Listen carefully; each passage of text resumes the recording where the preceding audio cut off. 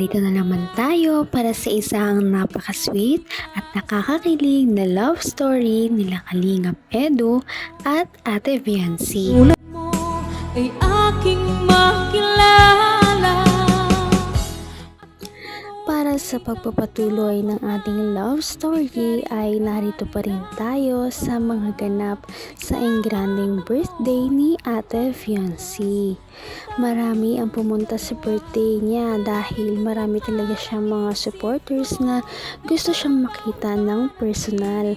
Marami pa ngang mga lumipad galing sa iba't ibang lugar at bumiyahe pa ng napakalayo para lamang makadalo sa birthday ni Ate Viancy at mapaabot ang kanilang mga regalo at makita ang kanilang iniidolo.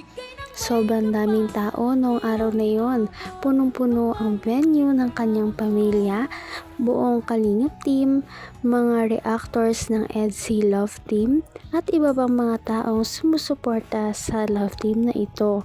At marami nga ang naiyak noong lumabas na si Ate Viancy sa entrance.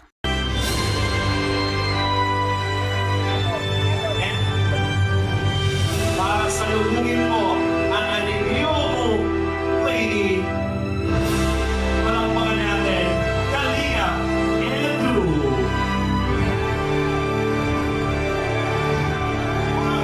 Pakinggan sa ating pinakamamahal na EDC.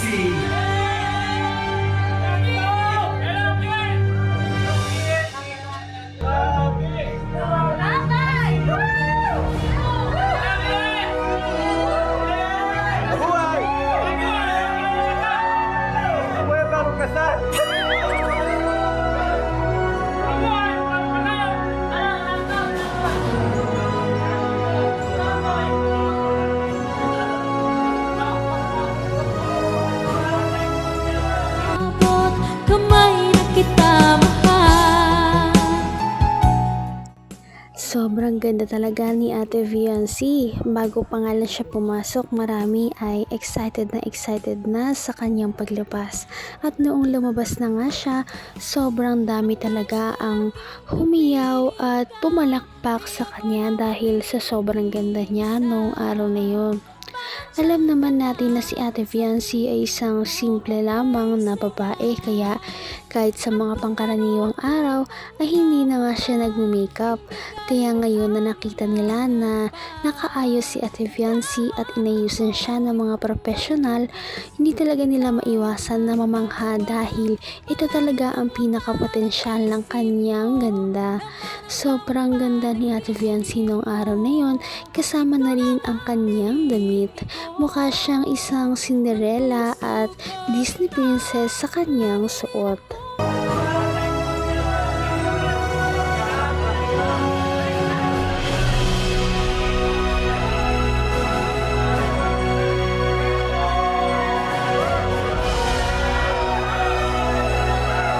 And we would like to invite the loving family, nanay, tatay, lapitan po natin. Kasama ng kanyang mga kapatid, ladies and gentlemen, we have again the beautiful family of Viancy, and the parents, and the sisters, and brother. They deserve the biggest crown of the box. Isang mahigpit na yakap at payhalik kasama ng kanyang mga pamilya. Palakpakan po natin.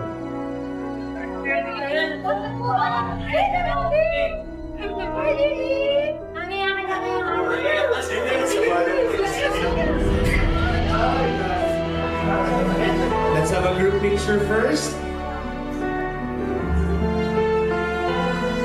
Hindi ko naman akalain na hindi ko rin inaasahan. Nagmukha na nga si Ate Viancy na talagang Disney princess in real life. Marami ang natuwa sa kanyang look at suot dahil napakaganda niya noong araw na yun. Pagkatapos nga noon ay nakita na niya si Kalingap Edu at binigyan pa siya ng isang bouquet.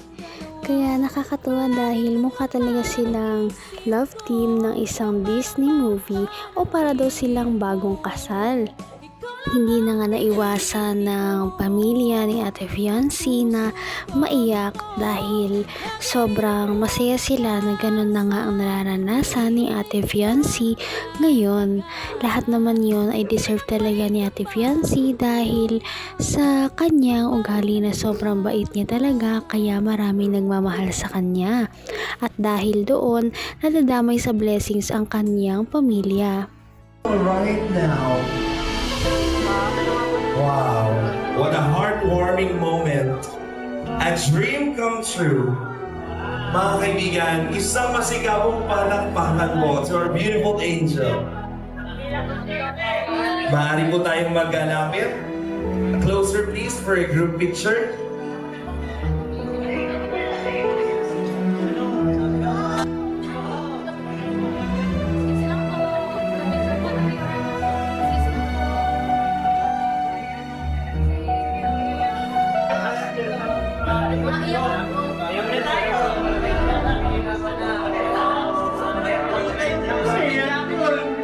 Kiss lang po. Okay, tipi po sa camera. 1, 2, 3. Okay, one more time po. 1, 2, 3, smile.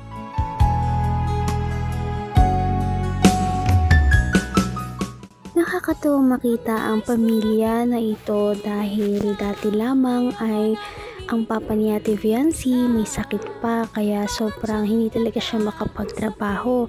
Ang mama naman ni Ate Fiancé naglalabandera, kasama din si Ate Fiancé, at kawawang kawawa talaga ang sitwasyon ng kanilang pamilya dati. Nakakatuwa na ngayon ay nakakangiti na sila at nagkakaroon na sila ng mas maginhawang buhay sa tulong ng kanilang Ate Fiancé. Nakakatuwa na ang mga ganitong pamilya ay natutulungan ng Kalingap Team dahil sila talaga yung mga sobrang nangangailangan ng tulong para naman mas maging maginhawa ang kanilang buhay. At dahil doon, ngayon nga ay nagkakaroon ng ganitong blessing sa buhay ng kanilang mga beneficiaries, lalong-lalo na si Ate Fiancé. Kasiyahan at grabe po ang nararamdaman ni Fiancé dahil naging emotional po siya kanina. You know what? Quick story po, hindi pa po itong 18th birthday. Hindi pa po ito din po ni Fiancé, pero ganito pa lamang po ang pagbuhos ng pagmamahal at sumusuporta kay Fiancé mula sa kanyang pamilya, mula sa buong Kalingap, at syempre sa mga taong patuloy na sumusuporta sa nanunood po sa iba't ibang bansa at panig ng mundo. Maraming salamat po sa hindi niyo pagbitaw kay Fiancé. Palakpakan naman po natin sila lahat. Thank you very much from the bottom of our hearts. And by this time, ladies and gentlemen, gaya po ng sinabi ko po, taus-puso ang pasasalamat ni Fiancé. Wala po si Fiancé ngayon dito kung wala po si Kuya Rab, ang buong Kalingap. At syempre po, wala Hindi ka rin nag-alinlangan pa. Ikaw at ako. Napakarami na nga natulungan ng Kalingap Team, kaya naman deserve din nila ang papuri dahil sa dami ng kanilang mga beneficiaries na napagaan ng buhay at nabago ang kanilang mga buhay. Marami talagang sa nagpapasalamat sa Kalingap Team dahil sa kanilang mga dulot na pagpapagaan ng buhay at naging blessing sila o instrumento ng Diyos para makatulong sa ibang tao at pagaanin ang kanilang mga pasanin sa buhay. Kaya mas marami talagang nagmamahala sa Kalingap Team at patuloy na sumusuporta dahil sa ganda ng kanilang layunin. Simula pa doon sa pinakaunang founder ng Kalingap Team hanggang sa ngayon ay hindi sila nagbabago. Kaya naman, sana ipatuloy natin silang suportahan at mahalin si Fiancé, si Kalingap Edu at ang Kalingap Team. Yun lamang at maraming salamat sa panonood. Abangan natin kung magkakatuluyan ba talaga si Kalingap Edu at Fiancé. Hanggang sa muli. Bye! Ngayon'y abot kamay na kita. Mahal